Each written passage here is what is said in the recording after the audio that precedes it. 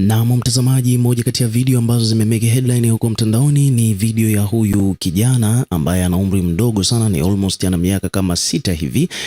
Yani ni mtoto mdogo, tunaweza kusema hivyo kwa kifupi. Na kikubwa zaidi ambacho kimemeke headline ni kwamba mtoto huyu ameonekana akipitia mateso nyumbani kwao. Yani mtu ambaye alikuwa anaishi naye ni kwamba alikuwa akimtesa kutokana na baadhi ya makosa ambayo akiwa anayafanya. Kama inavyofahamika kwamba watoto wengi sana huaga ni watundu, wasumbufu na vitu vingine kama hivyo, lakini adhabu za kumpatia mtoto zinafahamika. Lakini hiki ambacho alichofanyiwa huyu kijana ilikuwa kama vile ni unyanyasaji, yani kama vile ananyanyaswa, ni mateso. Maana mzazi au mlezi wa huyu mtoto alikuwa ameamua kumfunga mikono na miguu kwa pamoja, alafu akawa amemning'iniza na kamba, kichwa chini miguu juu, dirishani. Jambo ambalo baada ya video hizi kurekodiwa na jirani ambaye alikuwa anashuhudia tukio hilo kila siku, ambaye alikuwa anaishi karibu na hii familia, jirani huyu aliamua kwenda dirishani na kurekodi video, na hiyo video akaiposti mitandaoni, jambo ambalo likagusa hisia za watu wengi, na watu wakaanzisha msako na kuomba msaada serikali ichukulie hatua swala hili, kwani ni unyanyasaji wa hali ya juu.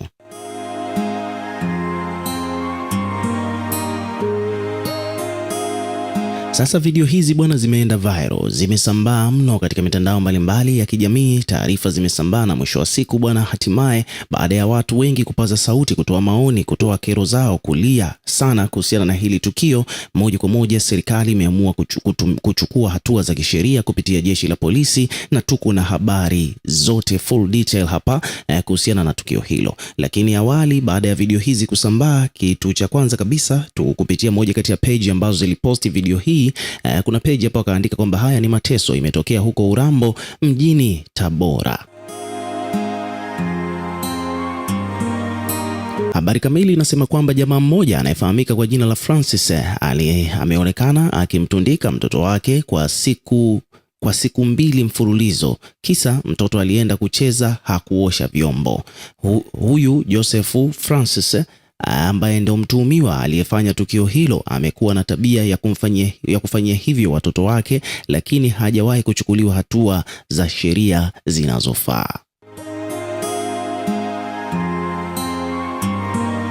Hii ni kwamba imerushiwa na moja kati ya wadau ambao wapo wanaishi karibu na jamaa huyu baada ya kuona tukio hilo kupitia dirisha, ambapo walisogea kwa ajili ya kurekodi, kwa ajili ya kuripoti taarifa hizi za unyanyasaji huu kwa mtoto huyu.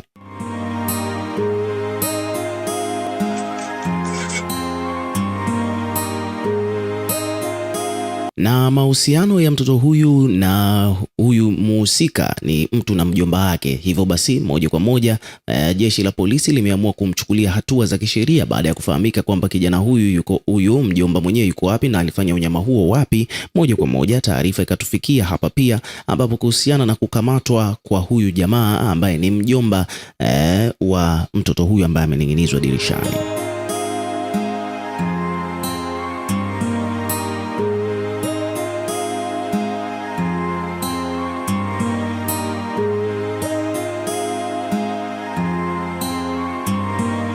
Kwa mujibu wa habari ambazo zimetufikia ni kwamba jeshi la polisi nchini linamshikilia Joseph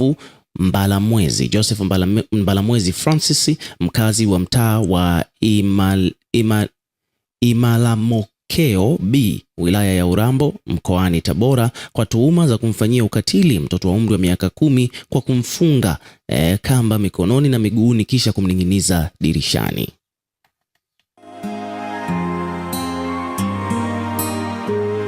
Akizungumza na vyombo vya habari mnamo tarehe Machi 4 mwaka 2026, msemaji wa jeshi la polisi Tanzania David Misime amesema kwamba tukio hilo limetokea Machi tarehe 2 mwaka huu 2026, na kwamba mtuhumiwa ni mjomba wa mtoto huyo ambaye walikuwa wanaishi pamoja.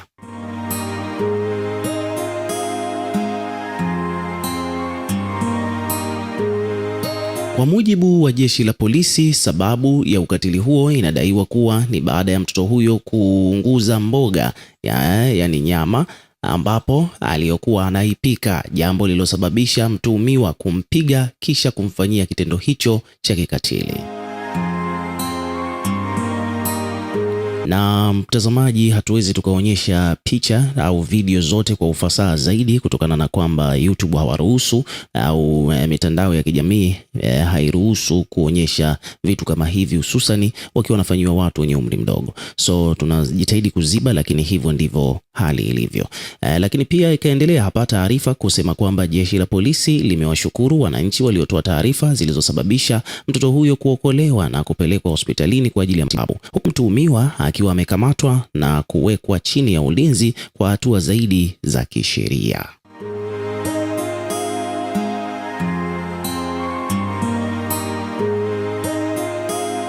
Lakini pia vile ni kwamba jeshi la polisi limeendelea kusisitiza umuhimu wa ushirikiano wa jamii katika kulinda haki za watoto na kuzuia vitendo vya ukatili na unyanyasaji dhidi yao.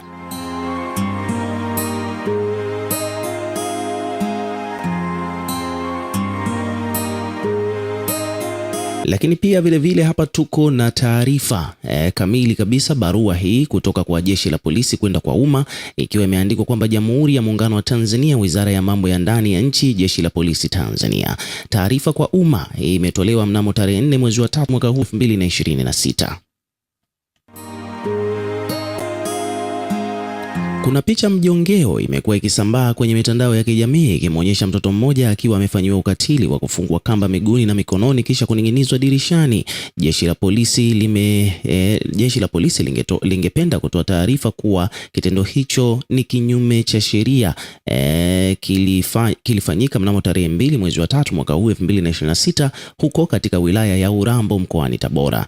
Mtoto huyo ameokolewa na tayari ameshapelekwa hospitalini kwa ajili ya matibabu, na pia vile aliyekuwa akimfanyia kitendo hicho anaitwa Joseph Mbalamwezi Francis, mkazi wa Imala-Makoe B Urambo, ambaye amekamatwa na pia vile anashikiliwa na jeshi la polisi mkoani Tabora kwa hatua zingine za kisheria. Mtoto aliyekuwa anafanyiwa ukatili huo ana umri wa miaka 10 na mtuhumiwa ni mjomba wake ambao walikuwa wanaishi pamoja.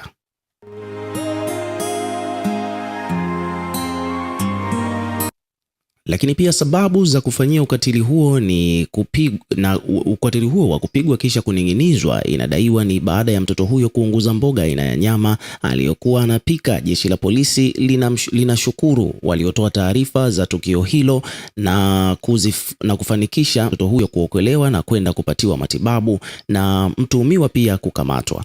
Hakika tukiendelea kushirikiana hivi tunaweza kuwalinda na kuzuia vitendo vya ukatili na unyanyasaji dhidi ya watoto. Imetolewa na msemaji wa jeshi la polisi makao makuu ya polisi Dodoma, Tanzania.